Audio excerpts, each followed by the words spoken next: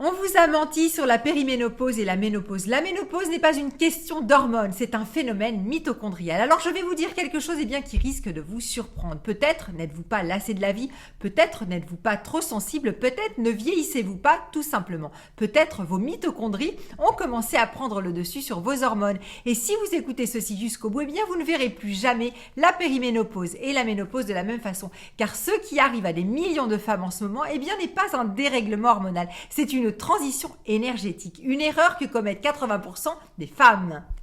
Lorsque les symptômes apparaissent, troubles du sommeil, anxiété, douleurs corporelles, irritabilité, faible taux de progestérone, sentiment de ne plus être la même personne, presque tout le monde pense ce sont les hormones. Mais la physiologie clinique est beaucoup plus complexe. La véritable explication est différente. La ménopause est un événement mitochondrial. Les hormones ne sont que la partie émergée de l'iceberg et les mitochondries sont comme un moteur sous-marin. Et si ce moteur fonctionne 10 à 15% moins efficacement, c'est tout le système qui change. Alors, qu'est-ce que le ralentissement mitochondrial? Il est important de ne pas dramatiser. Ce n'est pas une maladie, ce n'est pas une panne et ce n'est pas un diagnostic.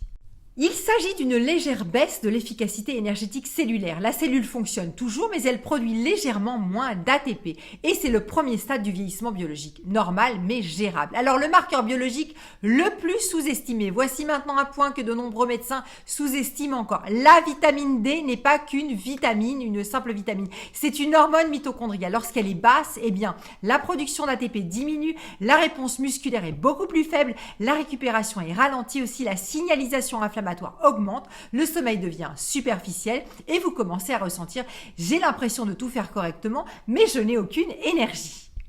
C'est le signe typique d'un ralentissement mitochondrial précoce. Et cela se produit bien avant la ménopause. Imaginez une femme de 42 à 48 ans, elle fait de l'exercice, elle surveille son alimentation, elle prend des vitamines, elle essaie de garder la forme, mais elle se réveille à 4 heures du matin, elle ressent de l'anxiété sans raison apparente, ses douleurs musculaires aussi persistent, son cycle menstruel devient irrégulier et son taux de progestérone chute.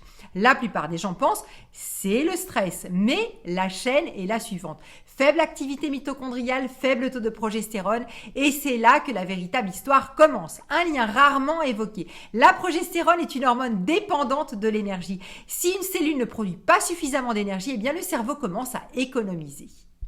Il synthétise moins, non pas parce qu'il est défaillant, mais parce que l'organisme optimise ses ressources. Et ensuite, c'est la baisse de progestérone, sommeil moins actif, anxiété accrue, hyperréactivité cérébrale, diminution de la tolérance au stress, réveil nocturne plus fréquent et la femme dit « je suis juste devenue nerveuse ». Non, c'est une question de physiologie neurométabolique. Pourquoi la progestérone n'est pas une hormone du cycle?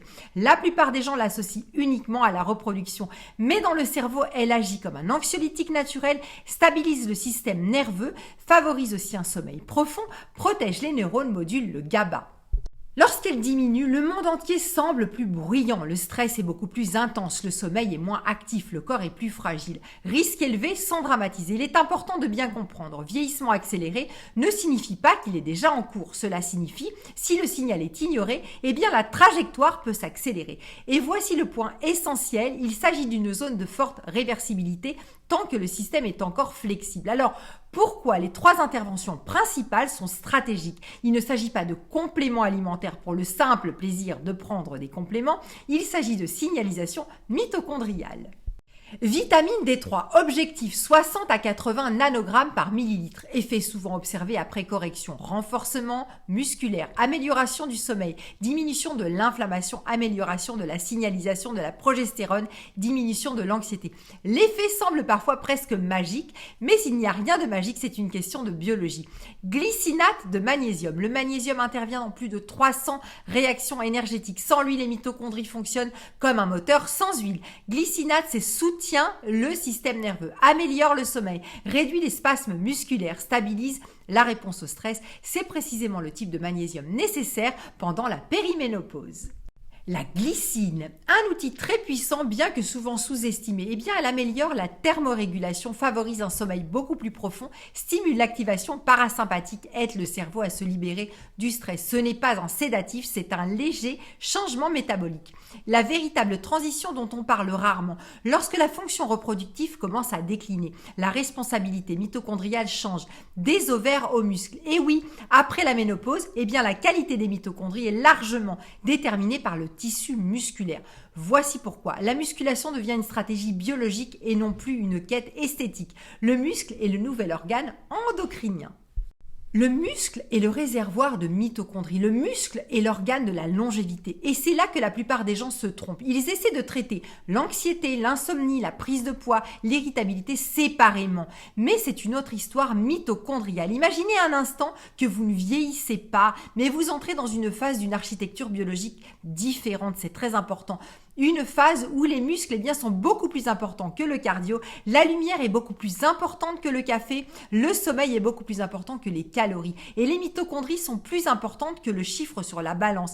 Et si vous gérez cette transition, mesdames, une femme ne devient pas plus faible, mais stratégiquement plus forte. Le changement de perspective le plus important, la périménopause n'est pas une perte, c'est une restructuration. Et si vous soutenez vos mitochondries, stabilisation de la progestérone, amélioration du sommeil, diminution de l'anxiété, maintien de la densité musculaire, maintien du métabolisme, ce n'est pas de la fiction, c'est de la physiologie.